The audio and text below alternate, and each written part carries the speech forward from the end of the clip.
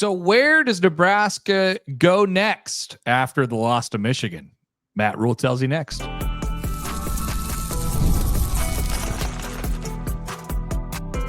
You are Locked On Nebraska, your daily Nebraska Cornhuskers podcast, part of the Locked On Podcast Network, your team every day. Hello, and thanks for making Locked On Nebraska your first listen every day. We are free and available wherever you get podcasts and on YouTube, part of the Locked On Podcast Network, your team every day. And today's episode is brought to you by Game Time. Download the Game Time app, create an account, and use the code LOCKEDONCollege, all one word, for $20 off your first purchase. All right, welcome in. It is a special Monday night episode of the Locked On Nebraska podcast. Mitch Sherman from The Athletic, Connor Happer of 1620 The Zone. If it's Tuesday and you're listening to us on your normal schedule, then that's fine too. We had a Sunday reaction podcast in the wake of Nebraska's 30-27 loss against Michigan. And now we're coming to you after Matt Rhule's press conference on Monday. This podcast will live in the YouTube and listening platform space until we do another episode on Wednesday morning. And then we'll be back on our regular schedule for the bye week. Mailbag episode coming at you on Friday. Remember to like and subscribe, follow along. Thank you for subscribing on all of those audio platforms and on YouTube, where we went over 7,000 subscribers this weekend. A few people jumped off. We were kind of toggling around the 7,000 and it went under because Nebraska lost, and they just said, I'm done with you guys. But then, you came through and bumped us up, hopefully to stay over 7,000. So the climb to 8,000 begins. Yep. Let's we're going like a rocket ship. We're going to the next level. Appreciate all you guys.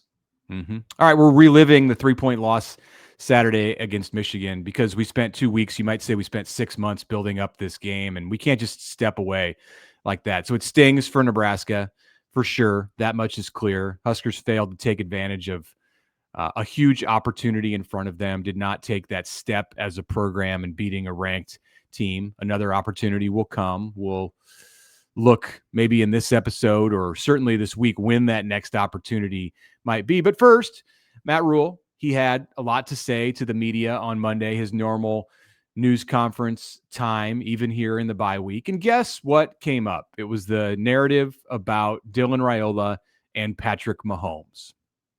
Shocking.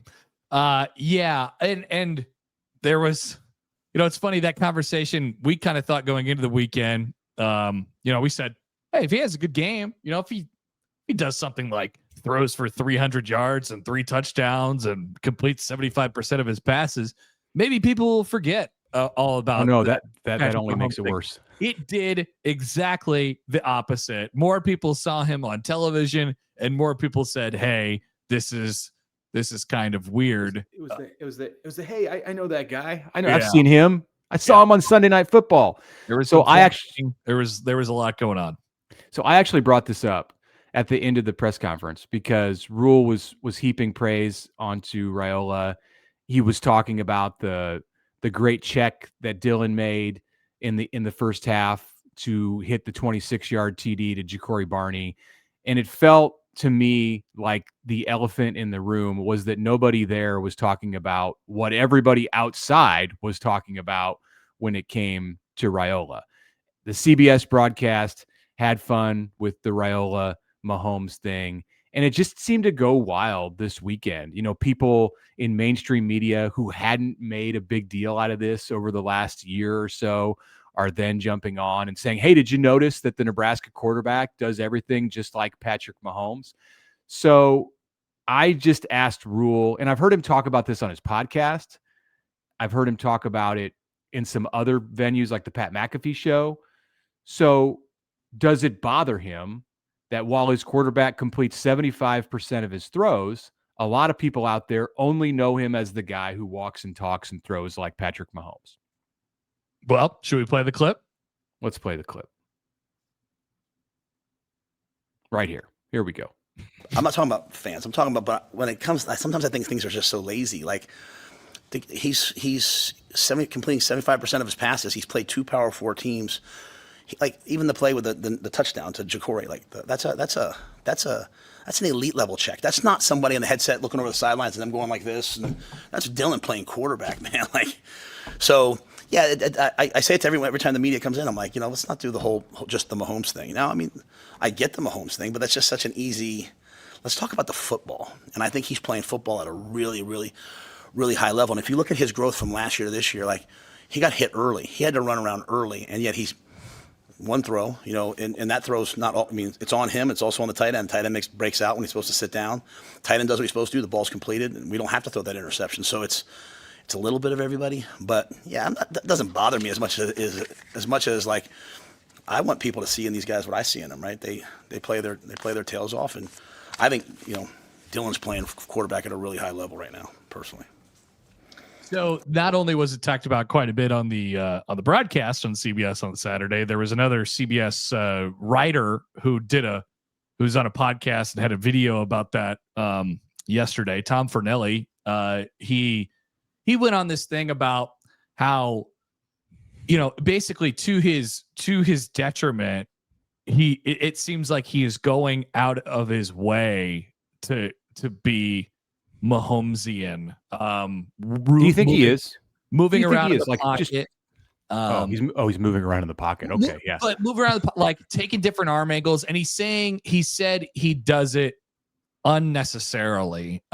Which I'd have to look back at the exact instances that he's talking about. I don't know if that's true or not. Is he doing it to just be like him? No, I don't think so. I think that's just how he plays quarterback. But at the same time, like, this is, I honestly, Mitch, I think they need to drop this. Like, I think they need to stop talking about it. And I know you asked about it today, and I think that the more angry they get about it and the more that they try to shield it off, it's just going to continue to be a topic. And it's going to be a topic no matter what when he plays on Saturday, because people are going to they're going to parachute in and they're going to say, oh, look, he looks like Patrick Mahomes, and that's the way it's always going to be. That's what happened. Yeah. So I just think they need to drop it. Like, I just think they need to ignore it forever, and just go on with life and see if anybody forgets about it. I don't know how they can, because if people on the outside are talking about it, and it's like a vicious cycle. If you don't talk about it, then it doesn't go away. And I only asked about it because it seemed to be more prevalent in the conversation here over the last 72 hours, 48 to 72 hours, than what we've seen at any point this year, and really like since the beginning of last year, when the whole thing burst onto the scene and Nebraska had this freshman quarterback, and people are like, oh, look, he's wearing number 15. Oh, look at his haircut. Like, then there was a lot of uproar about it. And I wrote an article, other people wrote articles about how, hey, it's not just the haircut. Like, he goes to the same QB coach. He's got the same trainer, And then it did kind of go away, and it was never really brought up in the Nebraska area of whatever. We didn't talk about it at press conferences, but here we are a year later, and it's all out there. So I felt like it was dumb to just ignore it inside the Nebraska theater of this thing. Now, I'm not going to go asking about it every week, and I don't think anybody should, but at least he addressed it. I don't know what else they're supposed to do. I don't know what else Nebraska's supposed to do. I'm with you in theory. Like, yeah, just have it go away. But it's not going to at this point, unless Dylan does something to make it go away. And I don't even know what that would be, because if he like changed his haircut, or I don't know, he's not going to change the way that he plays just so he doesn't remind people of Mahomes. It's all very dumb. I don't know when. I mean, we live in a new day now where the Chiefs maybe aren't that good anymore. Sorry, right. Sneaky hot take on the podcast, but I don't know when it became a bad thing to be compared to him. He takes it to a different level, obviously, because of the way he looks and the mannerisms that he uses and everything. But I just I get what Rhule is trying to do. Rhule is trying to say, watch a football. Watch him play football, and you tell me if he's any good or not. And I think everybody could see, maybe there are more eyes on him, whatever, that he is a pretty good player. I just don't know if this needs to be like acknowledged by them anymore. I understand everybody asks the question. Every new broadcast crew that's going to come in here throughout the remainder of the year, that's the problem. New people are coming in. Yeah, they're gonna do a thing about it every single time. So you're right, Mitch. Like I don't think you can like actually truly avoid it, but you know, either they have to just not talk about it anymore, or just ignore it completely. I guess I don't know what the difference is, but it's it's a thing that clearly annoys them, and growing into the point where it's becoming a distraction, right? Is it? I don't know. Maybe it feels like it's growing in that direction. Like Rhule seems super focused on it. He seems super like, oh, we gotta get him to stop talking about this. I don't think so. I just think he wants people to appreciate Dylan for what he's doing on the field. And so in that sense, maybe it is a distraction because he feels like they're not appreciating him for what he's doing on the field. You can't make people think a certain way about somebody. You can't control people's minds and how they, how they act in their jobs. Like that's a task that is beyond, is not worth even attempting. Yeah. I don't think the Fornelli take on that, and I've seen this from some others too, that like somehow Raiola is obsessed with this and he's thinking about it out there on the field.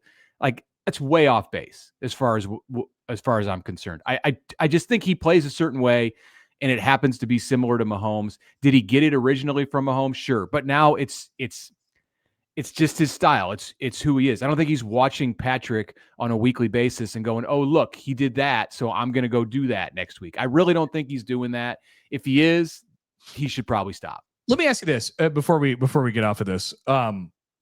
Is there any merit? Because one of the things that Tom said was, he doesn't step into his throws. And I've had that complaint before. Like it always seems like he's kind of thrown off of the back foot and making these, plays that are kind of wow plays and look cool. Like, is there any merit to the idea that he is not as fundamentally as strong of a quarterback as he could be because of the Mahomes effect? Not because he's trying to be him, but because of Patrick Mahomes' impact on like quarterbacking in general. It's like a subliminal impact. Like Dylan doesn't even know that he's trying to throw like him, and he's trying to throw like him. He made the Steph Curry comp, like there's a bunch of 8-year-olds starting to shoot 40-foot threes. That's not a good habit. That's not a good thing for basketball. Right. Or like James Harden. So everybody's doing a step back when they're physically not capable of it. Yeah. I mean, there probably is some truth to that. And he's probably not the only quarterback out there. But I don't think it's an intentional thing on Dylan's part. You also have to take into consideration that they both see John Christensen, who is going to teach quarterbacking a certain way. Dylan, I think, has the arm strength. Like he can make the throws. He can zip the ball. He can get it in there. I don't think his fundamentals are an issue, but then again, I'm not like the perfect person to assess that. Yeah. Yeah. Okay. Dylan, little Dylan talk today. Let's take a break. We have more from Matt Rhule coming up on the other side. The message, what things are going to look like going forward, and plenty more coming up after this. But first, this episode is brought to you by Square. Your favorite neighborhood spots run on Square. There are certain businesses that truly make the neighborhood feel like home, whether it's the local sports bar packed on game days, the coffee shop that knows your order by heart, or the corner deli that's been serving your community for decades. These are the places that bring people together. When the neighborhood businesses thrive, the whole neighborhood thrives in and of itself. Local spots in every neighborhood come alive every weekend, every Saturday and Sunday during football season. Everyone's in team colors. The energy is incredible, and it feels like the entire block is cheering together. So have you tried places like the Mill in Lincoln, as we've mentioned before, 402 Creamery, the Cookie Company at Gateway Mall? They use Square. That's if you're in Lincoln. Several places I know in the Omaha area, of course, use Square as well. Those are the places where you can find Square in. So they're a proud partner of more than 4 million neighborhood businesses around the world. You can go to square.com/go/lockedoncollege to learn more. But before you do, go support your favorite neighborhood spot. You'll be happy you did. Square, see you in the neighborhood. Let's talk too for a minute about Game Time, because college football is back and we could not be more excited. Tailgates, rivalries, there's energy in the stands and there's nothing like it. But let's be real. Actually getting tickets can feel like more of a battle sometimes than the game itself. You have to sit through endless queues, deal with hidden fees, prices jumping at checkout.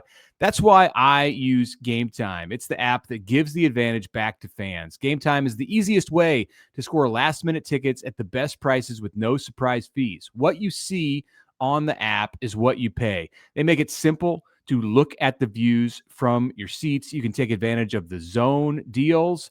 What happens there? You pick the section. Game Time picks the seats. You save the money. So take the guesswork out of buying college football tickets with Game Time. Download the Game Time app, create an account, and use the code LOCKEDONCollege for $20 off. Swipe, tap, ticket, go. Download Game Time today.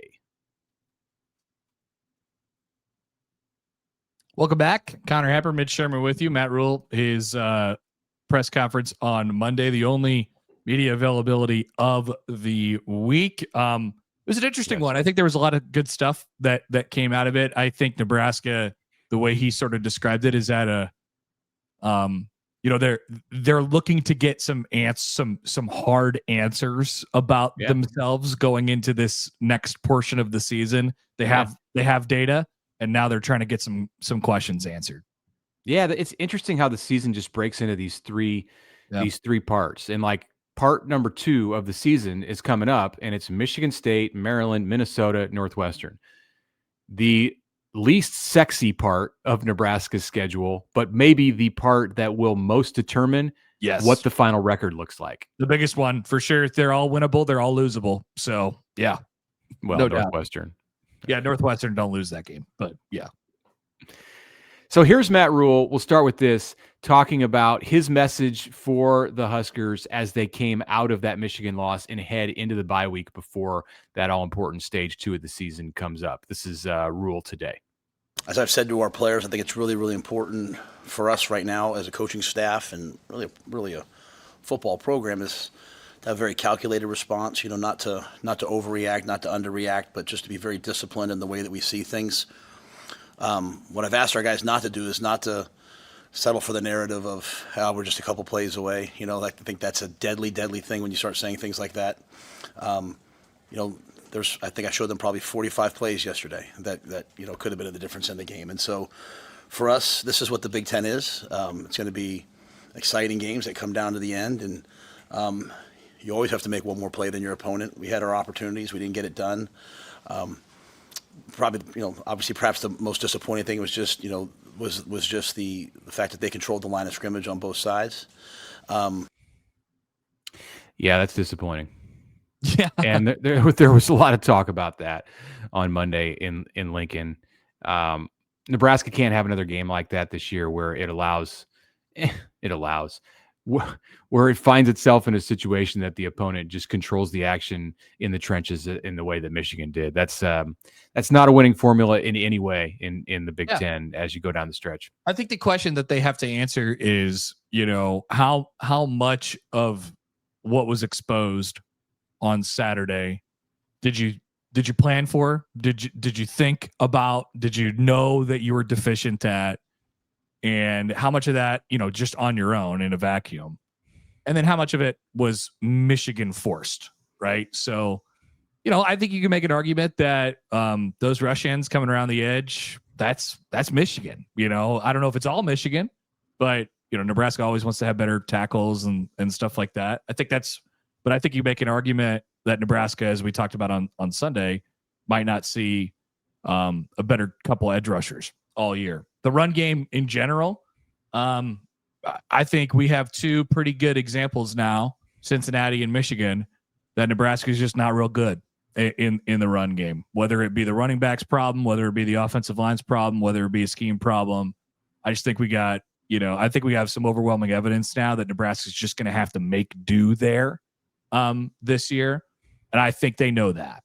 So what do you do now based off of, and then there's the defense side too, which we could talk about it, but now that you know some truths about yourself, then where do you go? Do you double down on what you've been doing, or do you veer off to a different path. I'm super curious what they end up doing after this week. Hello, air raid. Could be. It's a possibility, Mitch. I'm telling you. I mean, Dylan Raiola, he's got the arm. They love the receivers. Like, I mean, you could get into a position where you could score a bunch of points and win a lot of football games, and you only got to run it for 80 yards or something like that. The air raid is, of course, like Dana Holgerson's roots, and I joke about that because I don't think that Nebraska will commit to the tempo that is required to run the air raid, and I don't think they're going to abandon the tight end. But you certainly could incorporate more of the principles that Dana Holgerson, he already is bringing certain air raid principles like the mesh and the RPO stuff into his version of the Nebraska offense. You can double down on that stuff. It doesn't mean that you have to run the air raid in like the old Southwest Conference style. Right. The way that, it's not going to be well, oh my gosh, if they run the Patrick Mahomes Texas Tech offense, look out. But be a problem. Now they're running his offense from college. Like, for God's sakes, please stop. No, they're gonna like. I won't even say it. I was gonna make a Mike Leach comment, but I won't. He'd be good at that. He'd be good at that. And Nebraska. Dylan Raiola would have been a very good quarterback for Texas Tech, circa 2016. Kind of interesting, isn't it? Yeah. So the run game, I think you already see this, and you will see it more when Nebraska gets to October. They're going to have to make do with the run game and accept the fact that the run game extends to really anything where a play starts within 5 yards of the line of scrimmage. So the stats might look a certain way, but it's essentially a running play if Nebraska is throwing a short pass. Like, that's already in play, but how it could look different on Saturdays in October is that you see more of that stuff, more of it to Ja'Cory Barney, more of it to Emmett Johnson or Mekhi Nelson or Quinn Clark. There are options galore that Nebraska has at the skill positions where it can incorporate players in new and somewhat exciting ways to make up for the lack of prowess that it has in what we consider a traditional running game. And there is probably no better coach, no better coordinator to design that than Dana Holgerson. What he did last year coming in November and trying to learn the offensive system, this is a piece of cake. The adjustment that they might have to make now to get this offense in a place to compensate for some of the deficiencies that they have in the run game is a piece of cake compared to what he had to do last November. I think they could afford to get a little bit more creative too in the run game. I think they could afford to certainly be a little bit more creative around the goal line. I know people get the heebie-jeebies when we talk about stuff like this, but maybe with all their struggles down inside the 5-yard line this year, like maybe that is a time where you put in Heinrich Harburg to play actual quarterback and not just push him up the middle. But I don't know. Did you say TJ Lateef? Oh, I'm sorry. Not TJ Lateef. I said Heinrich Harburg. I'm talking battering ram, not Mr. Juke. But yeah, I think there's some stuff that they can do. But yeah, the truth has sort of been revealed. They don't have a very powerful or even efficient run game at this point. So you got to make up those yards somewhere. This question was asked, and I found it to be a curious question, and I think Rhule did too, but Sam McEwen asked the question on Monday about whether he would call the play again on 4th and 2 where they ran the RPO shovel pass to Luke Lindenmeyer. I was thinking about that during my drive to the press conference today about whether that was the right player to dial up in that spot. I don't think it was. Now, I agree. It was not. Now, that's not to say that Lindenmeyer can't make the play. I think he's capable, but I think there are players within the Nebraska offense who you could line up in the same way that Luke did, who would execute it better and give you a better chance to get the first down. Think about what you're attempting. How about Dane Key? Think about what you're attempting to do. Like you run that essentially as like, it's not power, but it's essentially like a sneak in a way where it's a flip toss forward to Lindenmeyer, and he's supposed to kind of just pile in, right? Jump on the pile. It's like a 3-way RPO. So Dylan can, which is the least likely option. Dylan can keep the ball. He has to read the defensive end. Right. He can hand off to Emmett Johnson, and the defensive end Dylan made the right decision because the defensive end saw Emmett and stayed home. And if you hand it off to Emmett, it's probably a TFL unless he makes that guy miss. So he flips it to Luke coming across the front of the line. And it was a good throw. He caught it in the right position. I think he could have got around the edge, and he instead tried to crease it through the middle. And a Michigan defensive lineman just made a great move, got a hand on him, and there were too many. Also, Michigan pushed the line back, so there were too many. There were too many feet there, and he tripped and fell, and it was done. So they're in between two things. They're in between two things. Like, either if you're trying to go speed and get around the edge, then why do you have Luke Lindenmeyer doing this? Right. He's not fast. So, sorry, Luke. Congratulations on the. He's not as fast as Ja'Cory Barney or Dane Key or Isaiah Hunter. Any of those guys, I think, would have been a good, an exciting, and then you might get a touchdown option because there was room to go around the left tackle. Like, they had that edge sealed, and the defensive end was out there to get Emmett. I don't think he could get back and get a receiver if he's coming through and trying to hit that hole. But anyway, we're obsessing over one play on the first series of the game. But it was interesting to hear that discussed today. Yeah. When we come back, we have one more clip from Matt Rhule that we'll keep obsessing over coming up on the Locked On Nebraska podcast. A message at this moment in the show from Mazda, because Mazda crafts cars for those who do more than simply move. Check out the Mazda lineup of vehicles for a fit that will work for you. Mazda delivers confidence with every ride. It has more IIHS Top Safety Pick Plus awards than any other company as of August 2025. From footwork to breath work, athletes sweat all the details, and Mazda brings that same intention to how we craft every model. You can feel the Japanese craftsmanship in every detail, from the metallic accents to available Napa leather upholstery. Make everyday drives feel like anything but every day. With smooth handling to intuitive controls, it's easy to enjoy your time behind the wheel of a Mazda. And with all-wheel drive standard in every crossover SUV, you will drive with confidence through almost any season. Like the athletes you watch, Mazda sweats every detail, because when you make every move count, impossible becomes irrelevant. Mazda, move and be moved.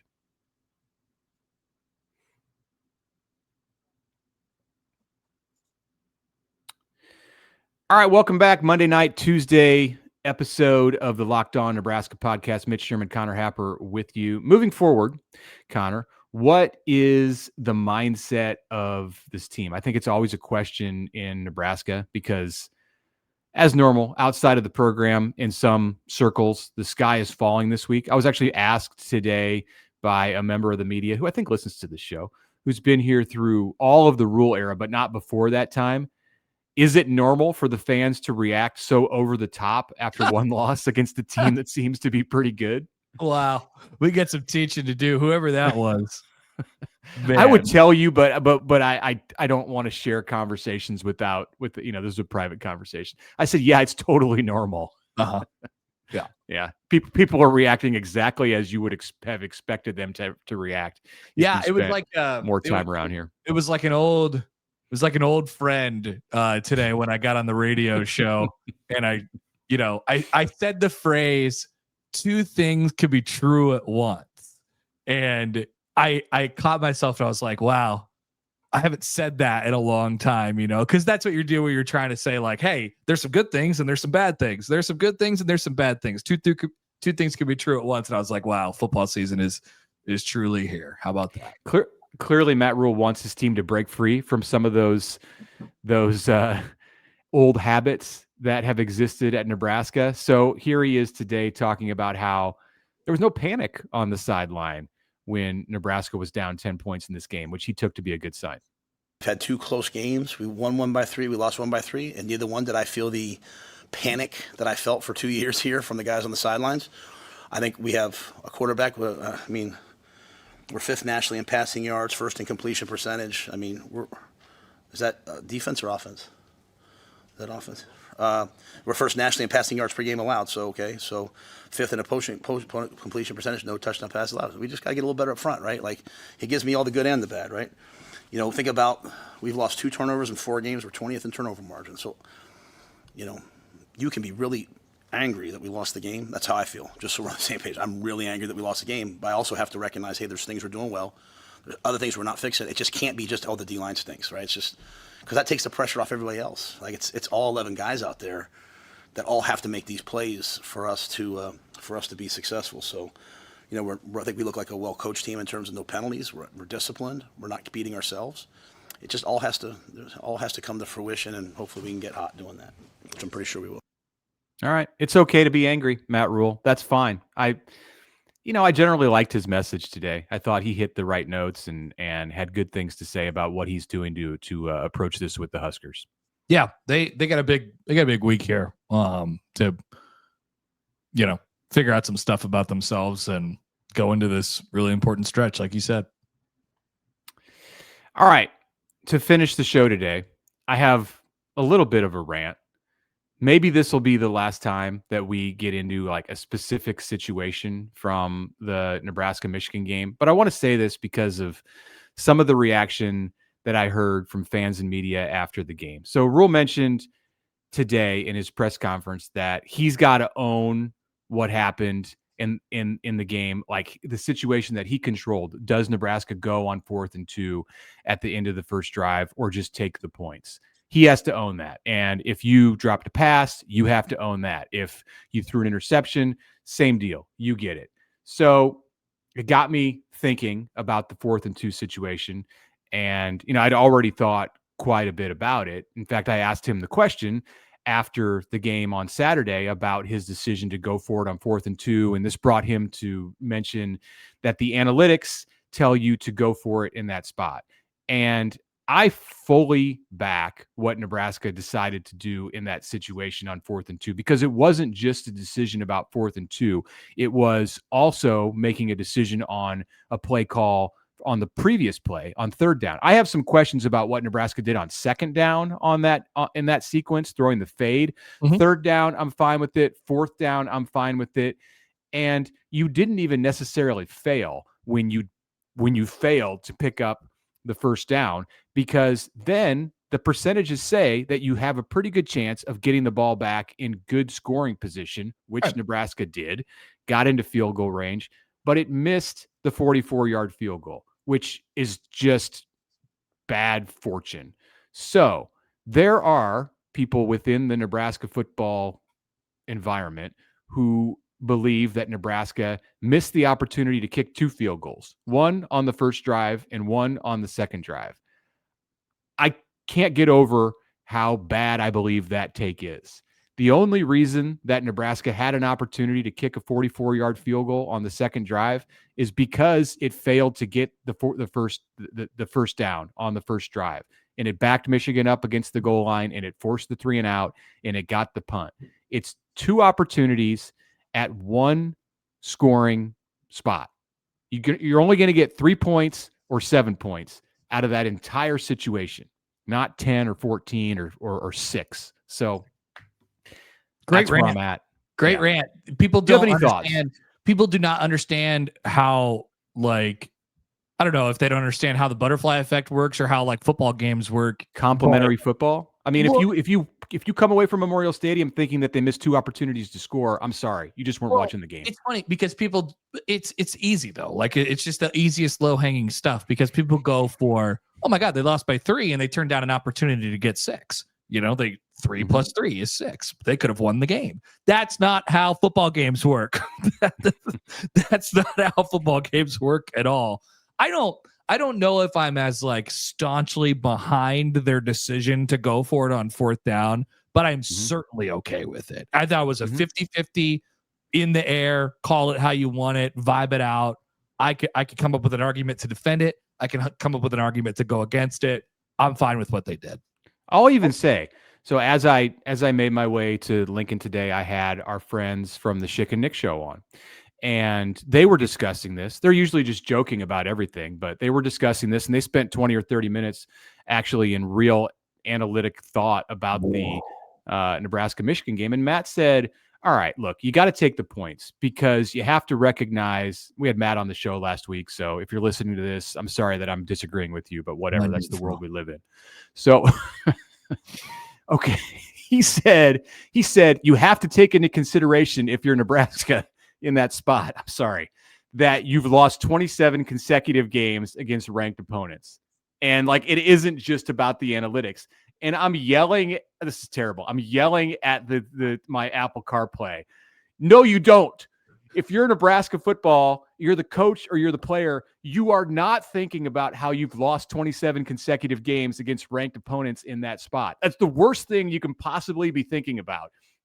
In the stands, in the media, we can think about that. Nebraska, the players, when they are lining up on 4th and 2, cannot be going, is this a great idea? We've lost 27 consecutive games against ranked. No, that's not like Dane Key, Rocco Spindler, Isaiah Hunter, Deshaun McCullough, Archie Wilson. They've never played a game against a ranked opponent as a Nebraska Cornhusker. If anything, doesn't that thought make you want to get 7 more? You know, like, sure. Oh my God. He's saying you can't get 0 because, and to go off of, we're no longer talking about Matt, like just the general thought, you can't get 0 because, oh my gosh, what happens if 5 minutes into the game, it's 0-0 and you had a chance to score? Is it really that bad if it's 0-0? Are you that fragile that you can't handle a situation where the score is 0-0?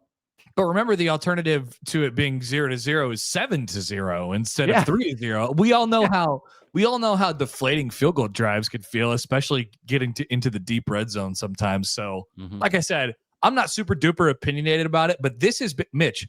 I've talked to a lot of people over the last 48 hours in a variety of different spaces. This is always the thing. This is the first thing every time. And I'm kind of baffled by it. Like, I should have led the show with this. We should have. This is we could do way a more whole interesting than Mahomes. Yeah, we could do it a whole show on it tomorrow. You know, it's topical apparently. Yeah, I like the analytics discussion. I had a long conversation on Twitter with a listener of the pod yesterday about how he didn't like the fact that Rhule brought up the analytics, and I'm saying, well, I don't think that they went with it only because the analytics said that. It was like, they know the analytics and they agree with them. Sometimes you might know the analytics and not agree with them. It's good to know what the analytics say, and then you make your decision. Yeah, I thought they did I thought that was a field play. You know, like, hey, we're gonna try and win the game. You know, that's it. I like the call. Because I believe that by failing to get the 4th down, you still give yourself a chance to get 3 points later on in that same scoring opportunity. And that's what happened, and Nebraska missed the field goal the second time. All right. This was fun. We'll talk to you again on, we'll go Wednesday morning, regular time. So you guys can take this one for the next 24 plus hours here. It's another big moment for Locked On College football fans. Locked On and Fire TV present College Football Kickoff with Drake Toll, Gary Patterson, and Jesse Holly. They got you covered. Also, Locked On's local experts. A college football preview only Locked On can do. Catch it every Thursday throughout the season, only on Fire TV.